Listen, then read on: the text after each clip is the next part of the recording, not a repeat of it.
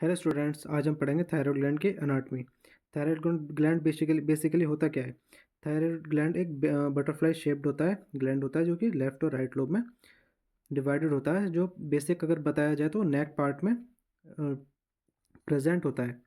जैसे कि लोकेशन की बात करते हैं। इसकी लोकेशन क्या होती है? Situated in the anterior front part of the neck just below the larynx and in front of the trachea.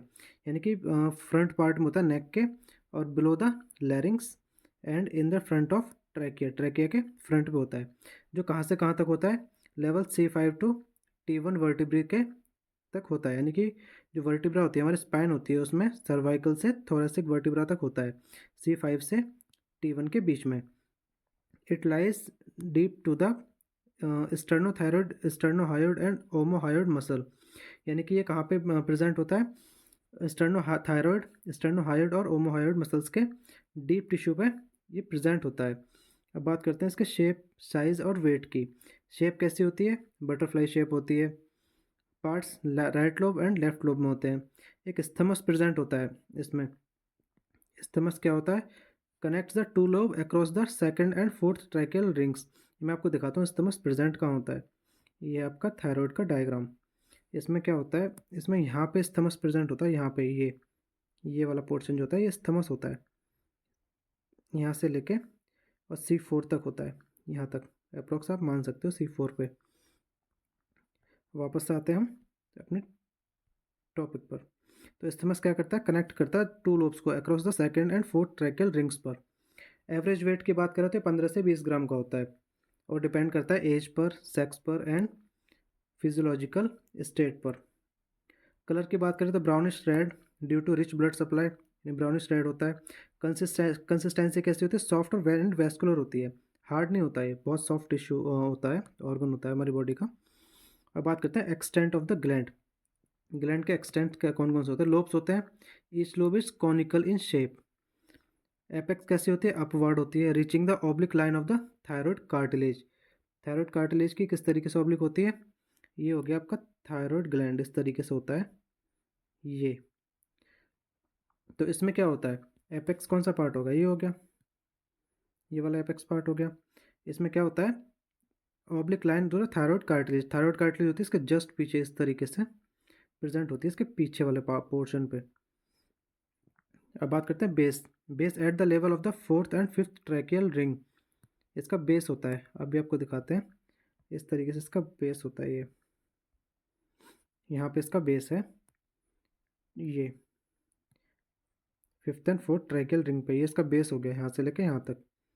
इसमें इस तरीके से होता है। अब बात करते हैं lateral surface. Lateral surface covered by strap muscles and medial surface related to trachea, oesophagus, recurrent laryngeal nerve and larynx. ये सारी मिडिल सरफेसेस में आ जाती हैं। पोस्टीरियर बॉर्डर में क्या होता है? पैराथायरॉयड ग्लैंड प्रेजेंट होता है। पैराथायरॉयड ग्लैंड पोस्टीरियरली प्रेजेंट होता है किसके? थायरॉयड ग्लैंड के। अब बात करते हैं इस्थमस। इस्थमस क्या होता है? Narrow median part joining both lobes, इस तरीके से प्रेजेंट होता है ये इस्थमस। ये पार्ट जो है इसका नैरो मीडियन जॉइनिंग बोथ, ये वाला जो पोर्शन होता है यहाँ से इस तरीके से बना होता है, ये इस तरीके से बना होता है, ये इस्थमस बोलते हैं इसे हम। Lies in front of the second to fourth tracheal ring, second to fourth tracheal यानी इस पोर्शन में होता है, लेकिन प्रेजेंट यहाँ पे होता है, यहाँ पे इस्थमस। समटाइम्स एब्सेंट और डिवाइडेड, ये कभी कभी प्रेजेंट होता है और कभी कभी डिवाइडेड होता है। अब बात करते हैं पिरामिडल लोब्स की। प्रेजेंट इन 50% ऑफ इंडिविजुअल्स, 50% लोगों में प्रेजेंट होता है। Extends upward from the isthmus और one lobe towards the hyoid bone, या हायोइड बोन की साइड प्रेजेंट होता है। Represent as the remnant of the thyroglossal duct. Remnant मतलब एक तरीके से थायरोग्लॉसल डक्ट का एक पार्ट होता है, एज ए रिप्रेजेंट करता है। बात करते हैं अब नेक्स्ट ब्लड सप्लाई। तो ब्लड सप्लाई सबसे पहले करते हैं आर्टरी। आर्टरी में कौन? 3 आर्टरी होती है मेजरली जो सप्लाई करती हैं थायरॉयड ग्लैंड को। Superior thyroid artery, inferior thyroid artery and thyroid IMA artery. ये लेस देन या और अप्रॉक्सीमेटली 10% पीपल्स में प्रेजेंट होती है थायरॉयड IMA आर्टरी। तो फर्स्टली बात करते हैं सुपीरियर थायरॉयड आर्टरी की। ओरिजिन कहाँ से होती है? एक्सटर्नल कैरोटिड आर्टरी से, और सप्लाई कौन से रिएक्ट करती है, अपर पार्ट ऑफ ग्लैंड, यानी थायराइड ग्लैंड का अपर पार्ट को सप्लाई देती है। इन्फीरियर थायराइड, जैसे कि नाम से पता लग रहा है, तो ये थायरो सर्वाइकल ट्रंक से होती है एंड सबक्लेविन आर्टरी से ओरिजिनेट होती है और लोअर पार्ट को सप्लाई करती है। अब बात करते हैं थायराइड आई में आर्टरी की। ये ब्रैकियोसेफेलिक ट्रंक और एओर्टिक आर्ट से ओरिजिन होती है और स्तमस को सप्लाई करती है। आपको डायग्राम के थ्रू दिखाता हूँ किस तरीके से चलती है। ये आपका आर्टरी का डायग्राम। इसमें क्या होता है, ये आर्च ऑफ एओर्टा सॉरी, ये बनती है ब्रेकियोसेफेलिक ट्रंक, ये एंड ये डिवाइड होती है आगे चल के लेफ्ट सबक्लेवियन आर्टरी में और राइट सबक्लेवियन आर्टरी में। राइट सबक्लेवियन आर्टरी दो पार्ट्स में डिवाइड होगी। थायरो सर्वाइकल ट्रंक बना रहा है यहाँ पे इस तरीके से, ये वाला पोर्शन, और इन्फीरियर थायरॉयड आर्टरी ये, और सुपीरियर थायरॉयड आर्टरी ये, इसमें इसकी सप्लाई होती है इस तरीके से। देखो जैसे इसमें लिखा हुआ है एक्सटर्नल कैरोटिड आर्टरी और थायरो सर्वाइकल ट्रंक, ये दो सप्लाई करते हैं मेनली किसे, थायराइड ग्लैंड को, आर्टेरियल ब्लड जो जाता है इसमें। अब इसमें क्या है कि फर्स्टली आपको डायग्राम बना के बताता हूँ कैसे ये चलता है। इस तरीके से ये इस तरीके से होता है। ये हो गया आपका थायरो सर्वाइकल ट्रंक, ये हो गया आपका दो पार्ट में डिवाइडेड आर्टरी, और ये हो गया आपका थायराइड ग्लैंड। तो ये होती है एक्सटर्नल कैरोटिड आर्टरी ECA। तो ये क्या करती है, यहाँ से सप्लाई करती है यहाँ ये वाले पोर्शन को, यहाँ से सॉरी यहाँ पे अपर पार्ट को यहाँ पे, और जो दूसरी होती है वो यहाँ से इन्फीरियर, यहाँ से करती है सप्लाई इसमें कैरोटिड आर्टरी। अब बात करते हैं वेनस ड्रेनेज की। वेनस ड्रेनेज क्या होता है, वेन होती है तीन, superior, middle and inferior. Superior when internal jugular vein में ड्रेन होती है, एंड मिडिल जो है वो भी इंटरनल जुगुलर वेन में होती है ड्रेन, और जो इन्फीरियर होती है वो लेफ्ट ब्रैकियोसेफेलिक वेन में ड्रेन होती है। देखो यहाँ से इस तरीके से, सुपीरियर ये हो गई, और इंटरनल जुगुलर वेन ये आ रही है यहाँ से ऊपर से।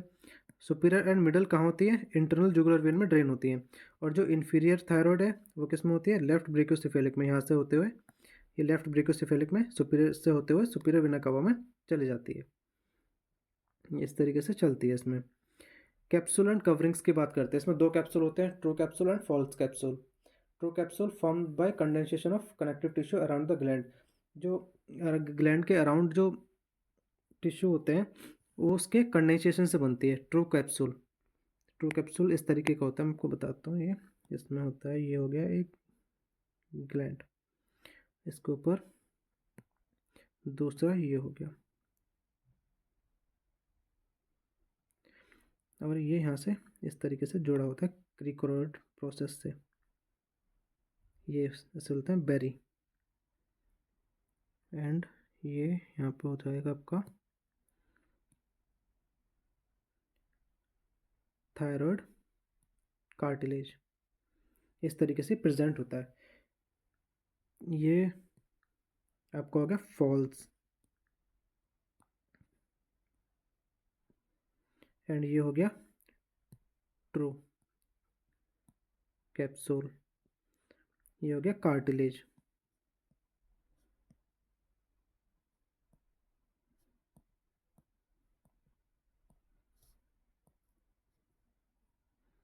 कार्टिलेज तो ट्रू कैप्सूल कंडेंसेशन से बनता है किसके, connective tissue around the gland. ठीक है। फॉल्स कैप्सूल की बात करते हैं अब हम।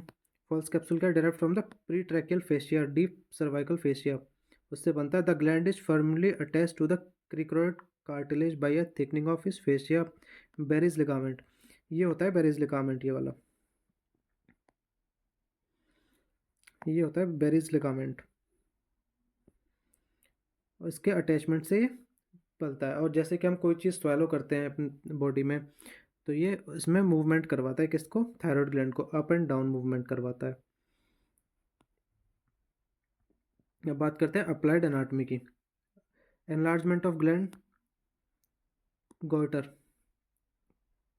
थायरोग्लॉसल सिस्ट क्या होती है? परसिस्टेंट ऑफ थायरोग्लॉसल डक्ट का एक पार्ट होता है, उसे हम थायरोग्लॉसल सिस्ट बोल देते हैं। सिस्ट बन जाती है। Thyroidectomy, surgery of to remove part of all gland, यानी कंप्लीटली ग्लैंड को निकाल देते हैं। इसमें क्या होता है? Care to preserve recurrent laryngeal nerve and parathyroid glands. इसमें क्या होता है? जब कट लगाते हैं थायरोडक्टोमी में, तो उसमें रिकरेंट जो लैरेंजियल नर्व होती है उसके बहुत ग्लैंड के पास से काटते हैं, ताकि जो पैराथायरॉइड ग्लैंड में जो सप्लाई जा रही है, ब्लड सप्लाई, वो बेकार ना हो, यानी बिगड़ ना जाए उसकी वजह से। बेरिज लिगामेंट, बेरिज लिगामेंट क्या करता है? Cause gland to move during swallow, ये डायग्नोस्टिक फीचर। ये क्या करता है? swallow के टाइम पे काम आता है bearish ligament. Thank you so much guys.